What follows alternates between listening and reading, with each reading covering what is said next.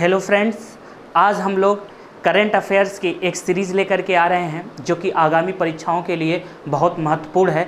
जितने भी आगामी एग्ज़ाम होने वाले हैं, यूपीएससी, यूपीपीएससी, जितने भी स्टेट के पीसीएस के एग्ज़ाम हैं, सुपर टेट का जो एग्ज़ाम है, यूपी पुलिस दरोगा, जितने भी एग्ज़ाम है ऑल ओवर इंडिया जहाँ पे करंट अफेयर्स पूछे जाते हैं, उसके लिए आज का जो सेशन है यह बहुत इम्पॉर्टेंट होगा, जिसमें बार बार क्वेश्चन पूछे जाते हैं। तो एक हाल ही में एक मुद्दा है जो सुर्खियों में बना हुआ है, ईरान और भारत का संबंध। जो ईरान और भारत का संबंध है, इसके बारे में आज हम लोग जानने की कोशिश करेंगे। ये आखिरकार जो चाबहार प्रोजेक्ट है, जो रेलवे लाइन है, उस रेलवे लाइन को जो भारत बनाने का प्रस्ताव हुआ था 2016 में, उससे ईरान ने भारत को क्या कर दिया, अलग कर दिया, और ख़ुद उस प्रोजेक्ट को क्या कर रहा है, बना रहा है चाइना के सहयोग से। तो हम लोग पूरा डिस्कस करेंगे कि आखिरकार ऐसी स्थिति क्यों उत्पन्न हुई, आखिरकार भारत इस प्रोजेक्ट से क्यों बाहर हुआ, भारत अपने फॉरेन पॉलिसी में क्यों फेल हुआ, अर्थात हमारी डिप्लोमेसी इतना क्यों कमज़ोर हुई,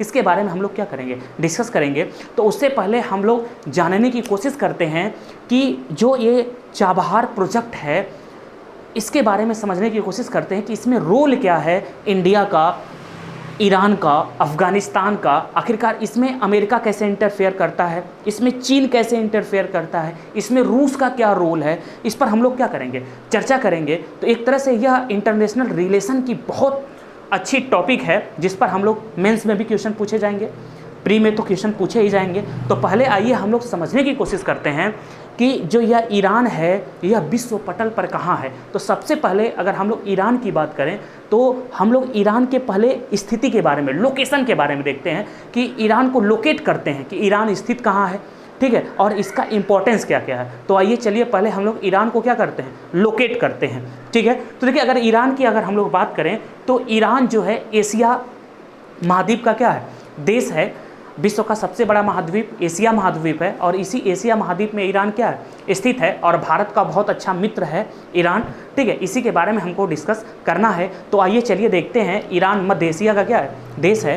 तो देखिए, हम लोग बात करें तो देखिए यह भारत है, मैप में आप देखने की कोशिश करिएगा, और किस मैप में, पॉलिटिकल मैप में देखिएगा, और पॉलिटिकल मैप अगर आपके पास हो तो पॉलिटिकल मैप बिल्कुल लेकर के बैठ जाइए और देखने की कोशिश करिए, ठीक है। तो देखिए इंडिया है, इंडिया के बाद देखिए इंडिया के पश्चिम में आप देखेंगे, देखिए यह इंडिया हो गया, इंडिया के पश्चिम में देखिए पाकिस्तान, पाकिस्तान के पश्चिम में एक देश है जिस देश का नाम है ईरान, और यह ईरान है।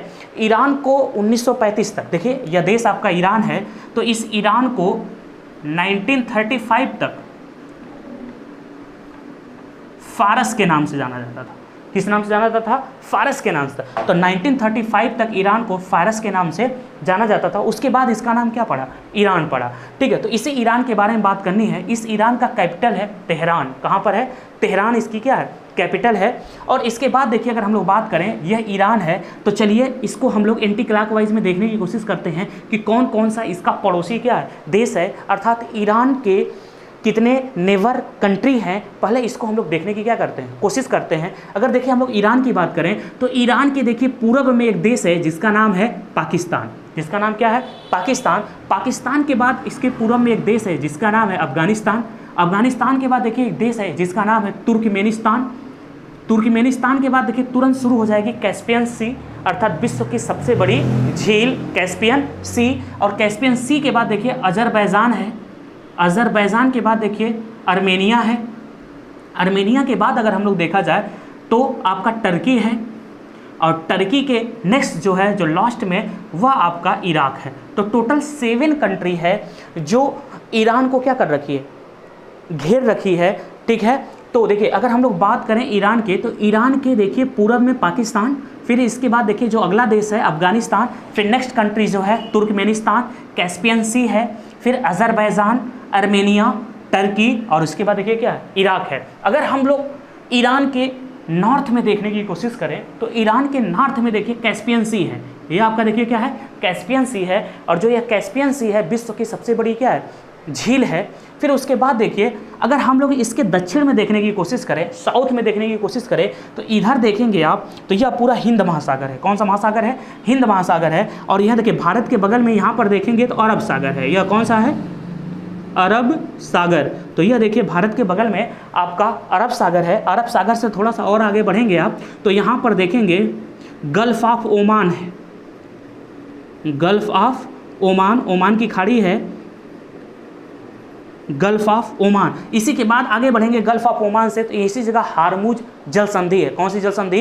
हारमुज जल संधि है। इसके बाद देखिए जो यहाँ पर यह वाटर वाला पोर्शन दिख रहा है तो यह गल्फ ऑफ पर्सिया है, यह गल्फ ऑफ पर्सियन है, फारस की खाड़ी है। तो देखिए इसके दक्षिण में फारस की खाड़ी, इसी जगह हारमुज जल संधि है, इसी जगह गल्फ ऑफ क्या है? ओमान है। और देखिए कुछ शहर देखने की कोशिश करें तो देखिए यहाँ पर अगर हम लोग बात करें तो यहाँ पर देखिए एक प्रांत है अफगानिस्तान का, देखिए एक प्रांत है जिस प्रांत का नाम है बलूचिस्तान। ठीक है, तो बलूचिस्तान प्रांत की एक शहर है जिस प्रमुख शहर जिसका नाम है चाबहार। तो देखिए यह है आपका चाबहार और इसी चाबहार के बारे में हमको पूरा क्या करना है? बढ़ना है। तो ये देखिए चाबहार बंदरगाह है और यह जो चाबहार बंदरगाह है यह गल्फ ऑफ ओमान में क्या है? स्थित है। तो कभी भी आपसे प्रश्न पूछा जाए कि जो चाबहार बंदरगाह है यह कहाँ पर स्थित है? गल्फ ऑफ ओमान में क्या है? स्थित है। फिर इसके बाद देखिए तो यह हो गया आपका ईरान में स्थित और यहीं से देखिए क्या है? एक शहर है। देखिए ध्यान से, अब हम लोग बात करते हैं जिस प्रोजेक्ट पर आने की क्या करते हैं? कोशिश करते हैं। ठीक है, तो देखिए अब हमको क्या समझना है कि अब थोड़ा सा हम लोग ईरान के इकोनॉमी की बात कर लेते हैं कि आखिरकार ईरान की इकोनॉमी कैसे चलती है। तो देखिए अगर हम लोग ईरान की इकोनॉमी की बात करें तो जो यह ईरान की इकोनॉमी है यह एनर्जी से चलती है। किससे चलती है? एनर्जी से चलती है। एनर्जी का मतलब देखिए क्या होता है? उष्मा। एनर्जी का मतलब ऊर्जा अर्थात फ्यूल से चलती है। अर्थात यहाँ पर जो प्राकृतिक गैस है और पेट्रोलियम है यह क्या करता है कि प्राकृतिक गैस और पेट्रोलियम का दूसरे देशों को निर्यात करता है और वहाँ से जितना पैसा मिलता है उसी पैसा के माध्यम से इसकी इकोनॉमी क्या होती है? चलती है। किसकी? ईरान की। अर्थात अब यहाँ से बातें आपको समझ में आ रही होगी कि अगर इसके पेट्रोलियम पर कहीं से भी रोक लग जाए, उत्पादन पर रोक या किसी देश पर प्रतिबंध लगा दिया जाए कि आप न खरीदिए तो इसकी इकोनॉमी क्या हो जाएगी? टूट जाएगी। अगर हम लोग भारत की बात करें तो जो भारत है यह ईरान से क्या करता है? पेट्रोलियम का आयात करता था। पेट्रोलियम क्या करता था? आयात करता था। ठीक है, लेकिन अमेरिका के द्वारा ईरान पर क्या लगा दिया गया? प्रतिबंध लगा दिया गया कि आप किसी भी देश को, ठीक है, पेट्रोलियम का निर्यात नहीं कर सकते हैं। तो भारत जो था यह ईरान से पेट्रोलियम का क्या करता था? आयात करता था। ईरान का तीसरा सबसे बड़ा पेट्रोलियम को आयात करने वाला देश कौन सा था? भारत था। अब देखिए इसी से सारी चीज़ें हम लोग क्या करेंगे? लिंक करेंगे। ठीक है, तो आप पहले बेसिक चीज़ें समझ गए होंगे ईरान के बारे में। अब आइए हम लोग चर्चा करते हैं कि जो इशू है आखिरकार भारत को इस प्रोजेक्ट से कैसे बाहर किया गया, इस पर हम लोग चर्चा करते हैं। तो थोड़ा सा हम लोगों को इसको समझने के लिए पहले हमको थोड़ा पीछे चलना पड़ेगा। ठीक है, बात है देखिए 2016 की। बात कब की है? देखिए हम लोग बात करते हैं 2016। ठीक है, अब आइए देखिए 2016 को समझने की हम लोग कोशिश करते हैं। 2016 में तत्कालीन प्रधानमंत्री थे पीएम मोदी।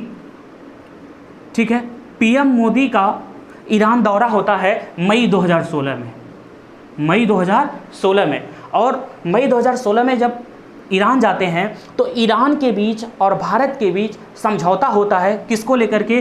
चाबहार बंदरगाह। तो भारत कहता है कि हम चाबहार बंदरगाह को क्या करेंगे? डेवलप करेंगे। और इस समझौते में भारत को, ठीक है, तो चाबहार बंदरगाह पर भारत 2 टर्मिनल बनाएगा। 2 देखिए क्या बनाएगा? टर्मिनल और 5 बर्थ बनाएगा। 5 क्या बनाएगा? बर्थ। बर्थ का मतलब जहाँ पे कार्गो वार्गो क्या किए जाते हैं? रखे जाते हैं। तो 2 टर्मिनल बनाएगा भारत। तो भारत 2 टर्मिनल बनाएगा जिसमें से देखिए जो भारत वर्तमान में 2018 से टर्मिनल डेवलप भी कर दिया है, एक टर्मिनल पर भारत काम भी कर रहा है। ठीक है, अब इसी के साथ देखिए तो इतना समझौता तो भारत और किसके बीच हो गया? ईरान के बीच हो गया कि हम चाबहार बंदरगाह को क्या करेंगे? डेवलप करेंगे। इतनी बातें क्लियर हो गई।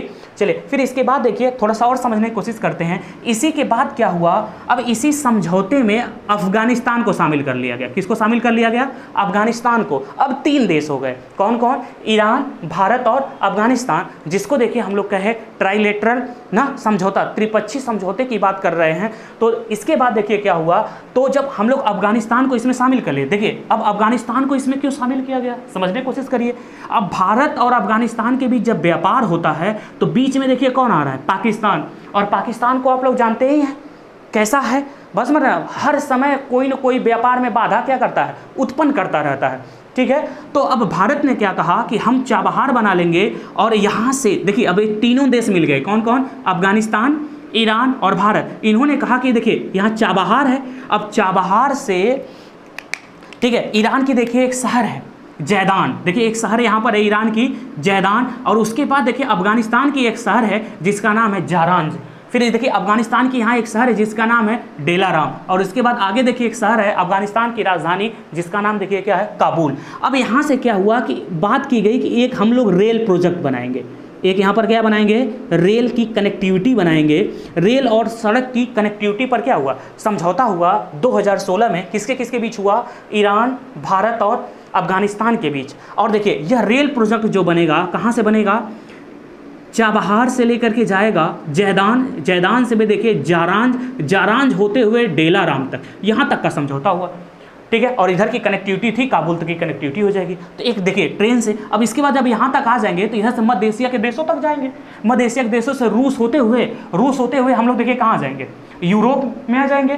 ठीक है, और इधर से देखिए हम लोग अफ्रीका में भी आ सकते हैं, अर्थात यहाँ से अगर कनेक्टिविटी हो जाएगी तो भारत यूरोप महाद्वीप में भी जा सकता है, अफ्रीका महाद्वीप में भी जा सकता है। सोचिए इसका कितना ज़्यादा सामरिक महत्व है, इतनी बातें क्लियर होगी।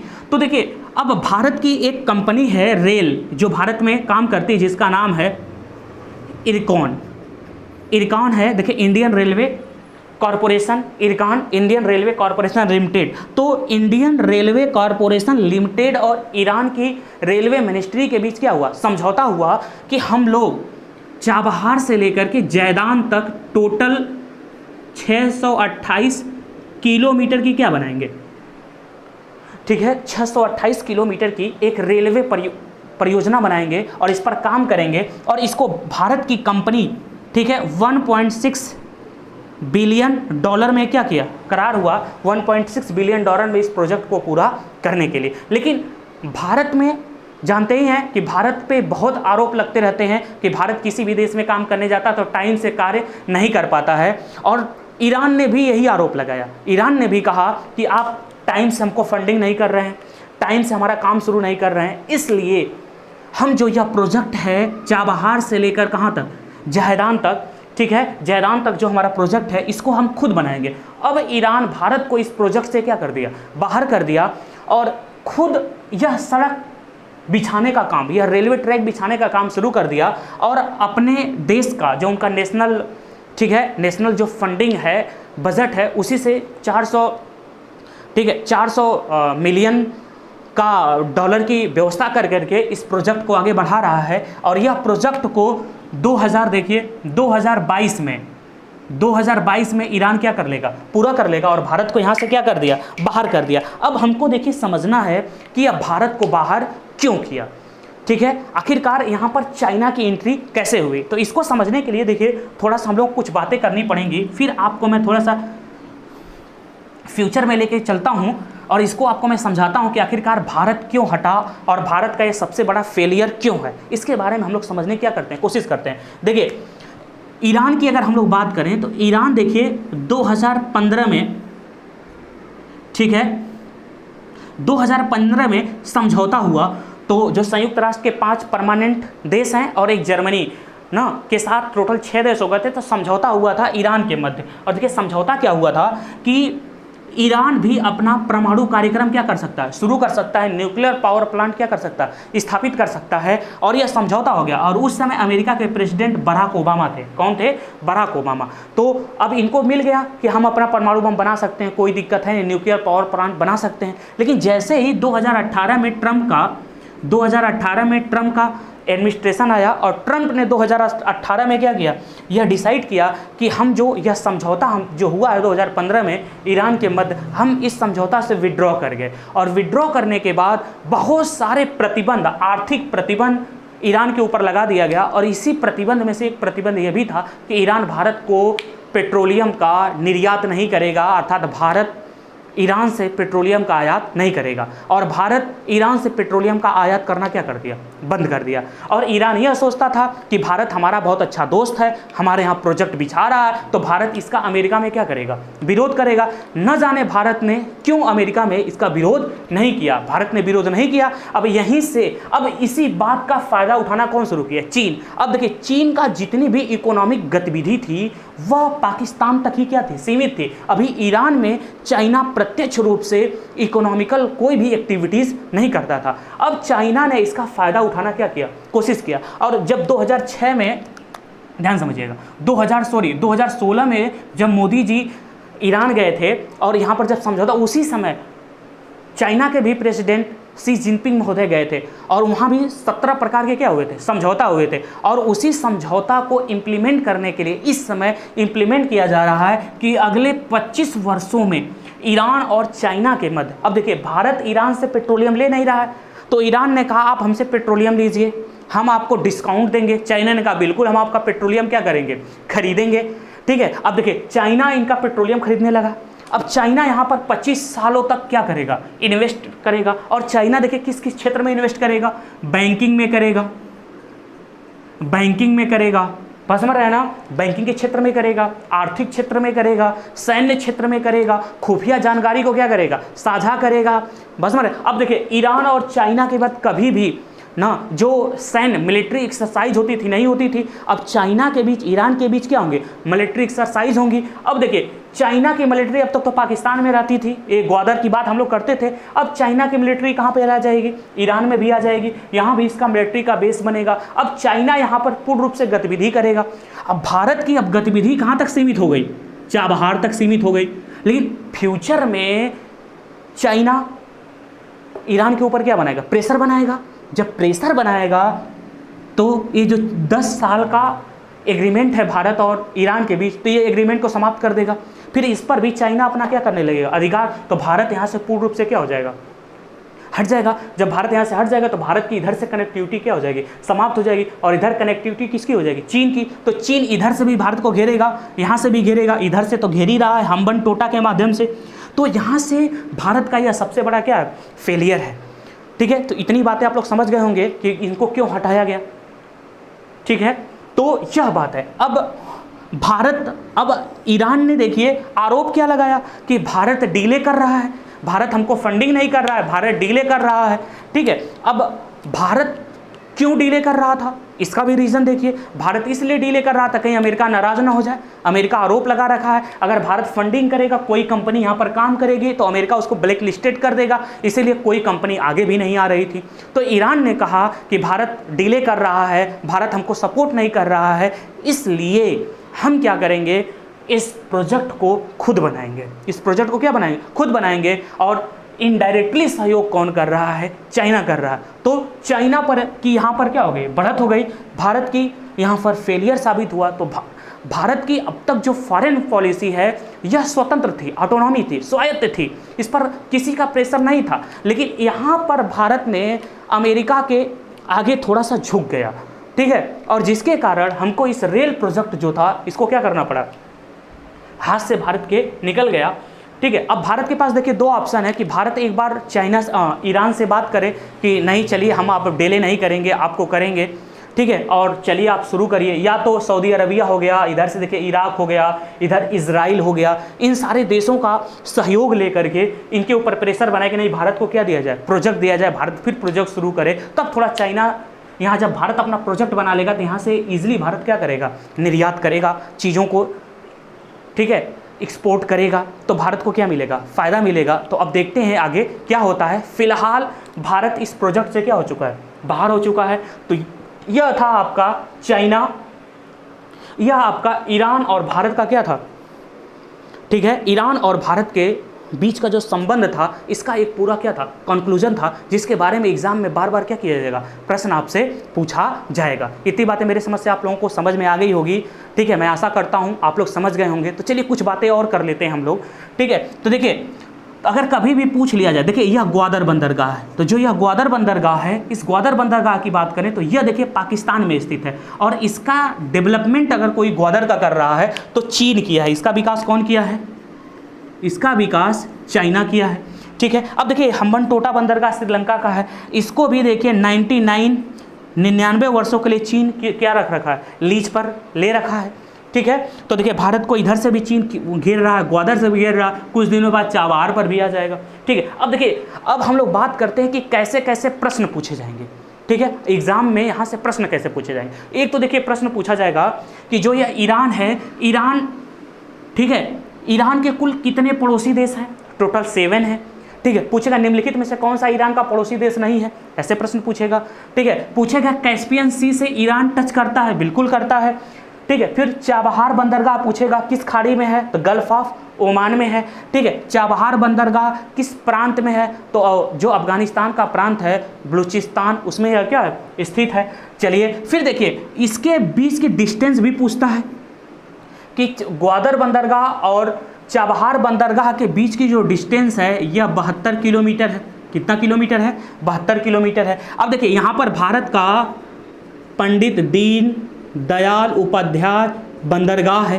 ठीक है, अर्थात कांडला, यहाँ से भी देखिए भारत इजीली यहाँ पर जा सकता था। यहाँ पर देखिए मुंबई है, यहाँ से भी भारत इजीली क्या हो सकता था, जा सकता था, तो व्यापार हमारा क्या हो जाता, आसान। लेकिन अब तो बड़ा मुश्किल लग रहा है। ठीक है, तो इस परिप्रेक्ष्य में यह बहुत ज़्यादा क्या इंपॉर्टेंट है, बार बार आपसे प्रश्न यहाँ से क्या किया जाएगा, पुटअप किया जाएगा। तो यहाँ से हर हाल में कोई एग्जाम देने जाइए आपसे 1 से 2 प्रश्न क्या किया जाएगा, पूछा ही पूछा जाएगा। ठीक है, तो फिर ऐसे ही इशू के साथ, ऐसे ही मुद्दों के साथ हम लोग फिर मिलेंगे अगले टॉपिक में, कोई एक इशू को लेकर के। तो फिर हम लोग कल मिलते हैं। ठीक है, तो आप लोगों को बहुत बहुत धन्यवाद। अगर वीडियो अच्छी लगी हो तो शेयर करिए, सब्सक्राइब करिए। ठीक है, मित्रों को बताइए कि डेली करंट अफेयर्स पढ़ाया जा रहा है। ठीक है, तो चलिए बहुत बहुत आप लोगों को धन्यवाद।